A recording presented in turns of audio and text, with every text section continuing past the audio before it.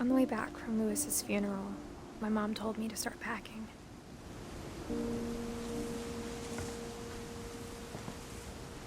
She waited until the day before we left to tell Edie. I'm not sure if she wanted to make it easier or harder.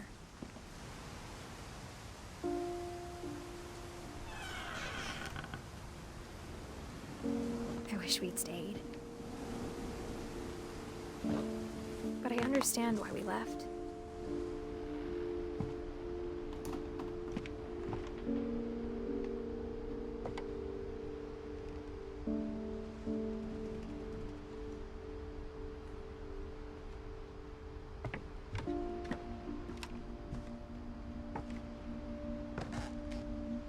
My mom ended up leaving everything behind.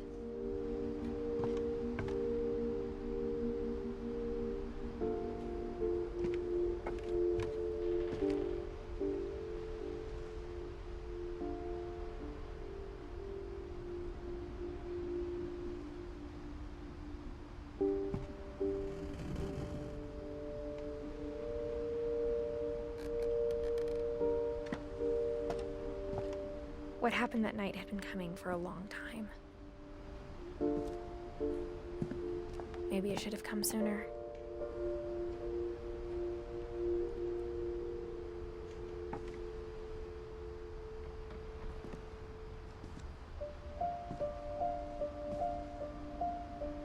But it had to end one way or another.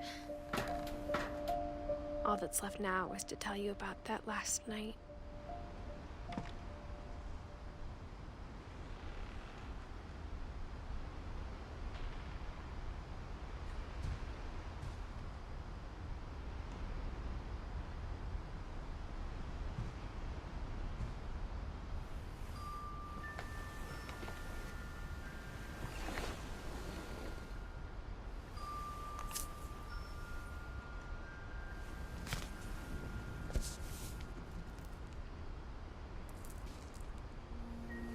That whole last day, Edie just watched us pack and didn't say a word. Until supper, when she raised her glass and said, "To our final night together, and all our final nights apart." Grandma, you know what I said about alcohol. Some of your medications are very Edith, specific. I left a present for you in the hallway. Why don't you go open it? The grown-ups have to argue now. I'm sorry, you're right. We're all leaving tomorrow. Let's just enjoy our last... I'm not leaving. Edith, you're excused.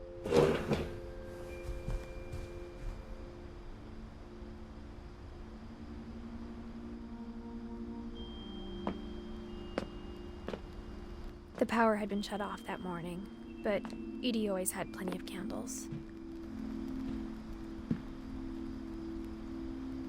When my mom sealed the library, I don't think she knew about the other entrance. Or that Edie had a key to it.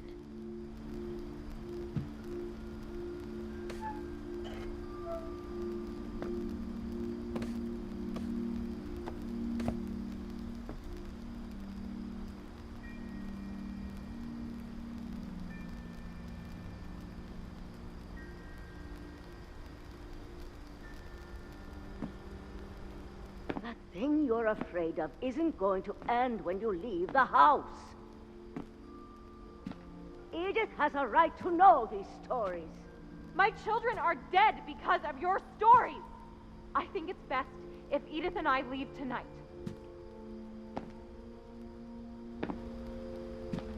We'll have the nursing home send a van for you in the morning, okay?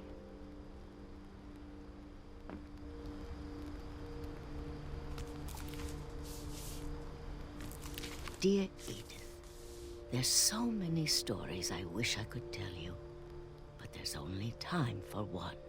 This is about what happened on the night you were born. That night, the tide went way, way out.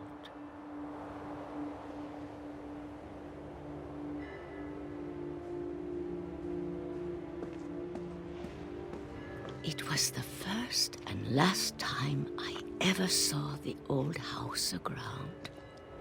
There'd been an earthquake out in the middle of the ocean. They called it the lowest tide in 1,000 years. God, it smelled awful. You know, I've seen that house every day of my life.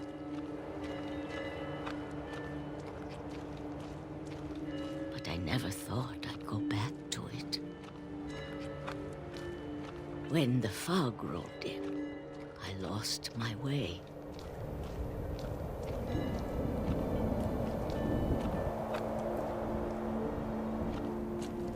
I got turned around.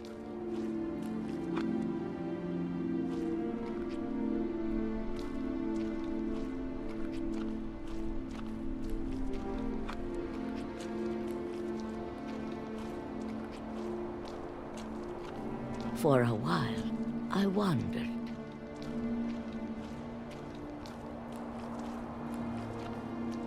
I started seeing things.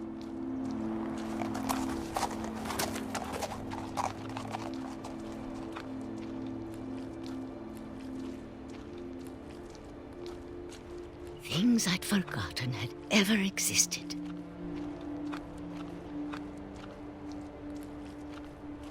But when I saw them, they felt like old friends. That night, a lot of things came back to me. Or maybe I came back to them.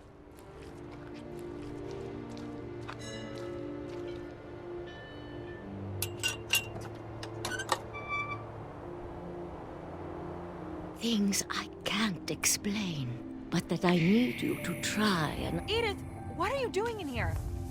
It's mine. Edith! Mom, you're gonna rip it! Let go! I kicked and screamed, but Mom dragged me to the car.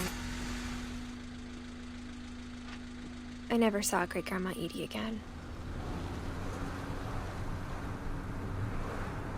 The next morning, the van came to pick her up, but she was already gone. After that, we moved around a lot.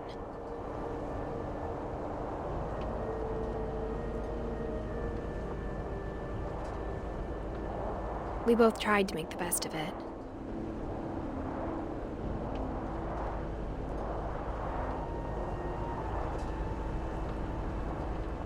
A few years went by.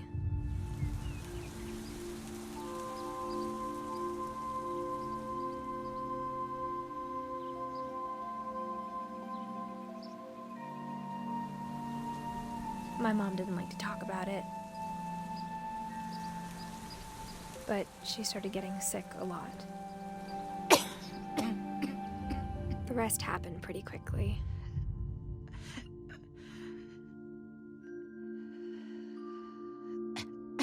She got better for a while, and then she didn't.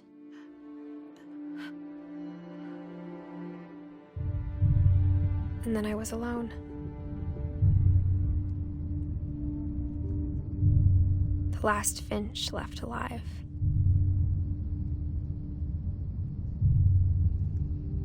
Until I found out about you. I'm still not sure what to tell you about all this. If we lived forever, maybe we'd have time to understand things. But as it is, I think the best we can do is try to open our eyes. And appreciate how strange and brief all of this is.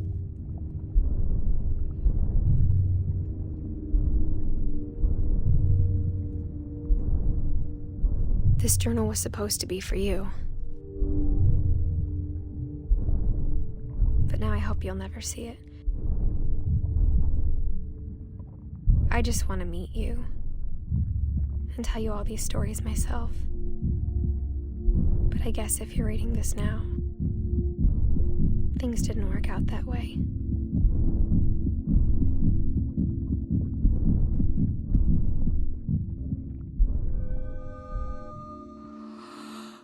This is where your story begins.